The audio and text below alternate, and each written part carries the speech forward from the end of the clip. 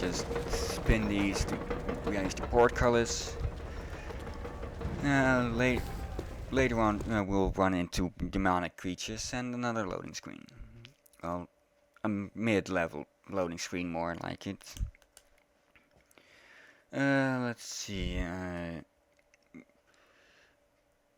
I thought about something to talk about, but oh yes, dragons. Dragons in this game are like the gods. There were 7 of them, but I don't know. I don't quite remember what happened, but oh no, those weren't 7. Yeah, there were 6, but there was one special one. It's a bow, a staff. We'll get better versions of each later on. If you guys are having swords, might as well pick it up. And the Stonehelm Guard shield. And dagger. Another shield, which we don't need, because we already have one. And some supplies, which I kick down the stairs. Food ration. Oh yes. Something I also like about this game is you can see your full body. They do that with traps. I doubt it. Ghouls don't swim well. What do we do with the bodies? If the necromancers get their hands on them? We might have to open up the necropolis. Okay. These guys can be pretty chatty at times. There are no necromancers in the city. They've got you fooled too, I see. But they can't fool me. And I tell you, the streets aren't safe. The city could be filled with necromancer spies. Was that parasite Arontier with them? Did you see him? Oh, for dragon's sake. Yeah, for dragon's sake. Mind your step there. Where are you going to do something? No. Splintered on impact mostly. It's a right mess. And the times that there are guards and villages around, yeah, they can be pretty chatty. Hold on a sec. Okay everyone, I'm back. Might me to help out a bit with the house cleaning. And let's see. He's asleep. And his hands are a bit glitching through the models. Yeah. A little hell when you get a chance. Be with you presently, Squire. Fighting ghouls is They seem to sell more than just ale here. 10, 15 easy. Yeah. Sure you did.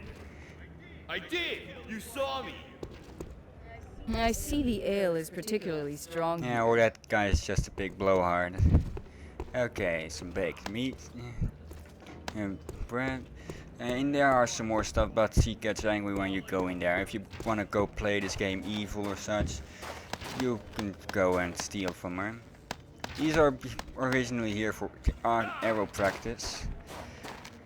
But it's a lot more useful to pick them up. Those bottles of berry juice can be broken, so and since I'm playing on hard, it'd be best to keep as much healing as possible. And while I'm here, I might as well talk a bit and show a bit about the different weapons. As you can see, the sword is pretty quick, and it does medium damage. And I broke the puppet by slashing the rope. Yeah, there are 3 classes, well 4 actually. Swords, daggers, staffs and bows. Daggers do less damage than the sword, but are a lot faster. Wooden staffs also do less damage and are slow, but they strike in a lot larger area. I'll read it. Daggers do less damage than swords, but offer increased speed and versatility. They are the only weapon that can be used to backstab an opponent. That's a stealth move. Additionally, they can be thrown at enemies. I'll show that later. For that, you must perform a power strike when the enemy is fleeing or when your adrenaline is full.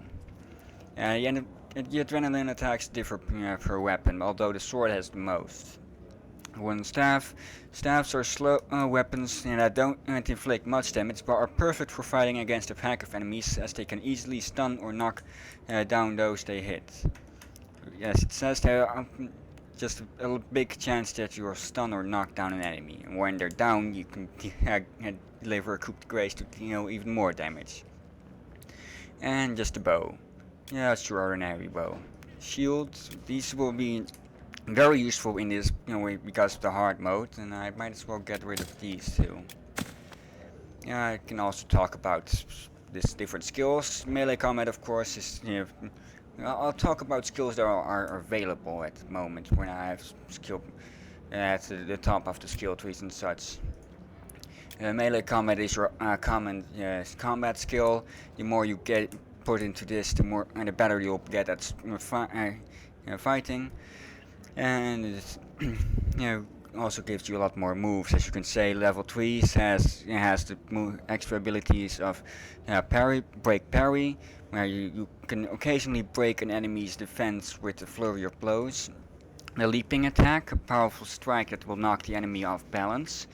Yeah, think I'll be getting that. Yeah, I'll be getting level 3 melee combat later on, because as that leap attack can be pretty useful, and the whirlwind attack, a rotating attack that hits several enemies at once, killing most of them on the spot.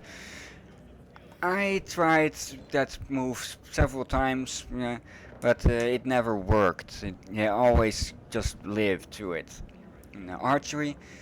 First skill allows you to zoom in with the bow, which is useful if you're trying to, if you're using a stealth class, because the bow itself isn't very useful in combat, but combined with stealth, it is.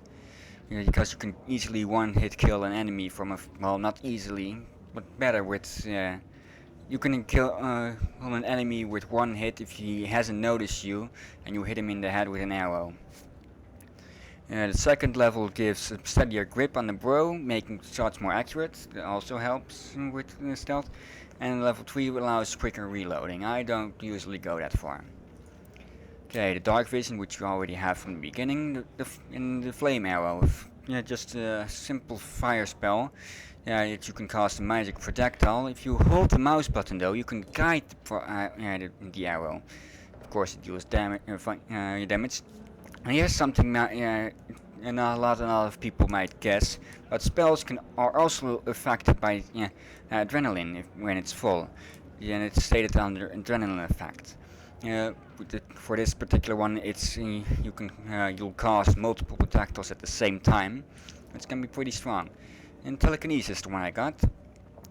Grab and move items from a distance. The more mana you have, the heavier the objects you can lift.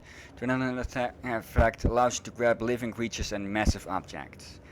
Mostly that living creatures thing. It can be pretty fun.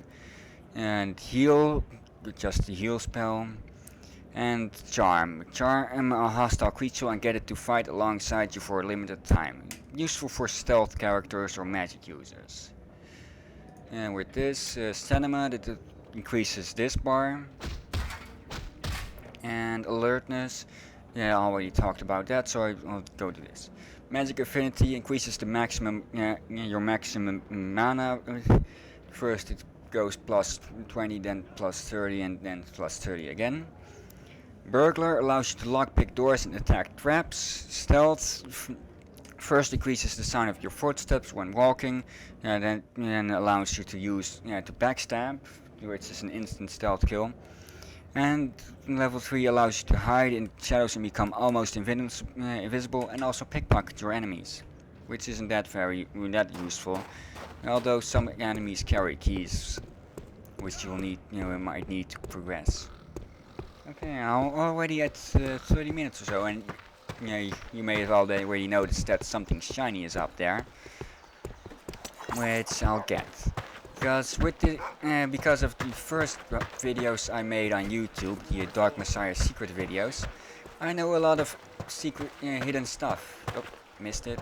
To get to that shiny up there, you'll have to run and jump to get on this, and then do the same here and turn to get.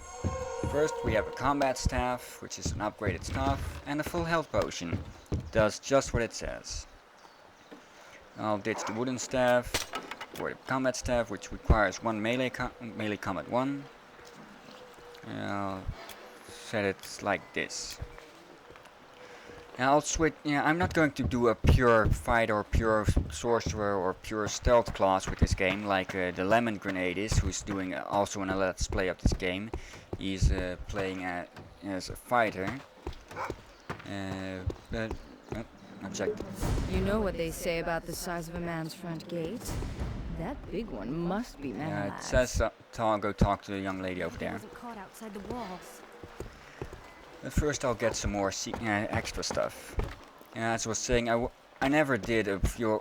Well, once did a full fighter playthrough of this game.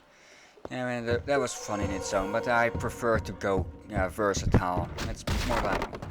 Up here is a secret... Whoa! Full man health potion. That was a bit of a glitch there, I think, with the shiny stuff. Oh. Don't fall down because you'll die instantly. And still we're not done here. Oh, go down. Jump off a bit. That's how I do. Over here.